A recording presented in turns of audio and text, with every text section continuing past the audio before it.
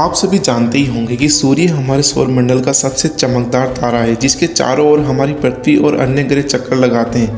पर क्या आपको मालूम है, जैसे पृथ्वी समेत बाकी ग्रह सूरज का चक्कर लगाते हैं, ठीक उसी तरह सूरज भी किसी चीज़ का चक्कर लगाता है। तो चलिए जानते हैं कि आखिर हमारा सूरज किस चीज़ का चक्कर लगाता है। अगर सूरज की बात करें तो वह हमारी पृथ्वी से 15 करोड़ किलोमीटर दूरी पर स्थित है और प्लाज्मा से बना हुआ एक गोलाकार संरचना है, जो कि hydrogen, helium, oxygen, neon, carbon, iron से मिलकर बना है और जिसका मास हमारी पृथ्वी व सोलर सिस्टम में किसी और ग्रह से बड़ा है। दोस्तों, हमारे सोलर मंडल का कुल मास में से करीब 99.86% मास सूरज में ही पाया जाता है, जो कि हमारे पृथ्वी के मास से करीब 3 लाख गुना ज़्यादा है। आगे बढ़ने से पहले अगर मैं आप सभी से कहूँ कि हमारी पृथ्वी और बाकी सभी ग्रह सूरज का चक्कर नहीं लगाते, तो क्या आपको मेरे ऊपर बिलीव होगा? आई नो आप मेरी बातों पर ज़रा भी बिलीव नहीं करेंगे, और करें भी कैसे। मैंने बात ही कुछ ऐसी बोली है, बट ये बात सही है कि पृथ्वी और सारे ग्रह सूरज का चक्कर नहीं लगाते, बल्कि वो तो सूरज और अपने बीच मौजूद किसी चीज़ का चक्कर लगाते हैं, और उस चीज़ का नाम है बेरिसेंटर। जी हाँ, बेरिसेंटर, जिसका चक्कर पृथ्वी व अन्य ग्रह भी नहीं बल्कि सूरज भी लगाता है। बेरिसेंटर का मतलब होता है स्पेस में मौजूद दो रोटेटिंग ऑब्जेक्ट के बीच का वो पॉइंट जहां उनका कॉमन सेंटर ऑफ मास होता है, और ये सेंटर दोनों ऑब्जेक्ट के मास को ध्यान में रखते हुए बनता है। सरल भाषा में कहें, दोनों ऑब्जेक्ट में से जिसका मास ज़्यादा होगा, सेंटर ऑफ मास उसके पास बनेगा। मतलब अगर आप पृथ्वी और सूरज का बेरिसेंटर ढूंढना चाहें तो वह सूरज के पास ही बनेगा, क्योंकि पृथ्वी और सूरज दोनों में से सूरज का मास ज़्यादा है, और केवल पृथ्वी के कंपैरिजन में ही नहीं बल्कि सोलर सिस्टम में सूरज ही मास के मामले में सबसे आगे है।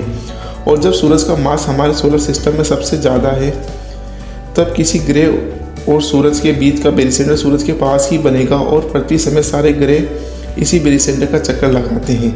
आप सभी के दिमाग में यही बात चल रही होगी, अगर सूरज भी बेरिसेंटर का चक्कर लगाता है तो आखिर उसका बेरिसेंटर कहाँ है। दुनिया भर के बहुत से वैज्ञानिक और एस्ट्रोनॉमिस्ट का यही मानना है कि सूरज का बेरिसेंटर उसके सेंटर के लेकर उसके सरफेस के बीच में मौजूद है, जो कि समय समय पर अपनी पोजीशन चेंज करता रहता है।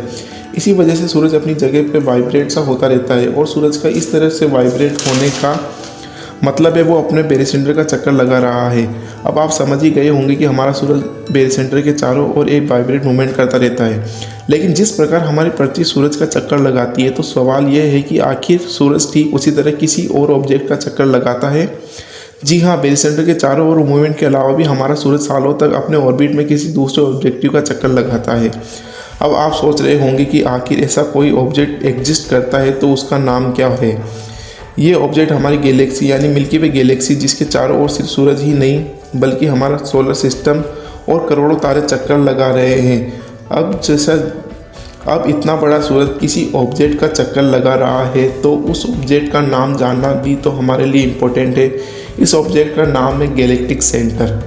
जी हाँ, इसका नाम है गैलेक्टिक सेंटर, जिसे हम इंसान जानते हुए भी अपने एडवांस में टेलीस्कोप से नहीं देख सकते, क्योंकि गैलेक्टिक सेंटर के चारों ओर गैस, प्लाज्मा और डस्ट के बादल होते हैं, जिसकी वजह से हम गैलेक्टिक सेंटर को नहीं देख सकते। अब यार, सूरज गैलेक्टिक सेंटर का चक्कर तो लगाता है, लेकिन आपको ये बात जानकर आश्चर्य होगा कि सूरज का ये चक्कर उस तरह नहीं लगाता जिस तरह हमारी पृथ्वी पर बाकी सभी ग्रह सूरज का चक्कर लगाते हैं। तो फिर सूरज किस तरह मिल्की वे गैलेक्सी का चक्कर लगाता है? तो सूरज का चक्कर एक गोलाकार ऑर्बिट में नहीं होता, बल्कि वो तो सेंटर के चारों तरफ एक ग्लोबल मूवमेंट करता रहता है। सरल भाषा में कहें तो सूरज किसी निश्चित ऑर्बिट में चक्कर नहीं लगाता, बल्कि वो तो टेढ़ी मेढ़ी लाइन में चक्कर लगाता है, और उस गैलेक्सी के सेंटर पॉइंट का एक चक्कर लगाने में करीब 23 से 25 करोड़ साल लगते हैं, और इतने समय को अंतरिक्ष की भाषा में गैलेक्टिक ईयर कहते हैं।